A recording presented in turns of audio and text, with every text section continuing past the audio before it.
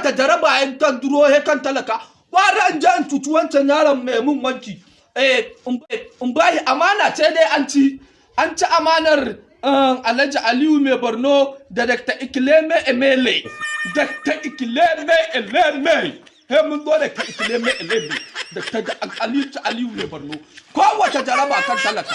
Faran jan tuci yaran can mai wanki. Wannan bala'i da me ya kama? Haba. A ce an canja kuɗi.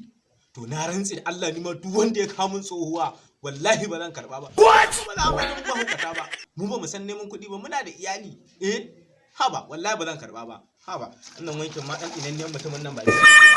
Malam na bar na sarkin wanki. Mutane dan Kaduna. Yanzu an koran da Kaduna. Kana ina? Domin dalili wani baro ya kore ni daga Kaduna. An cika bala'i an canja kuɗi. Canja kuɗi? Ashe kuma bala'in nan ya zo muku. La. Ai barka in jaddada ma da bala'in ya ihe ni. Jaki na je na siya. What? Nake kiwon dabba. Ina lafi in sai toro. Haba. Allah jaki na siya. Allah da da kai kwakwaran da irin mai wuyan nan a haka. Allah wallahi. Ai barka ji yanzu da wannan rigar da ita zan je gidan ai ni na sani in na akwai wanka. Da ita zan je gidan party. Ka sa babban riga ga carbi kamar da Allah. Allah ba na Allah bane kai. Wannan da hilan kwana yau. Ai kai da shakon ka kamar din ma ni na sani. Yawwa. Ga kudin wannan dohon. What? Me wannan din? Me?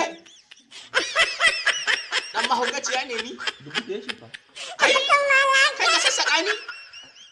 Hannuna ne fa nake tsaya ne wani wallahi ba zan na kaman kuɗi ka bani. Kuɗi ne? Wallahi ba zan karɓa ba. Ba za ka karɓa ba. Dan mahaukaciya ne ni? Sassaka ni kai? Ba za ka karɓa ba. Ya da in karɓi wannan. A canja mana kuɗi ka zo kaman wannan.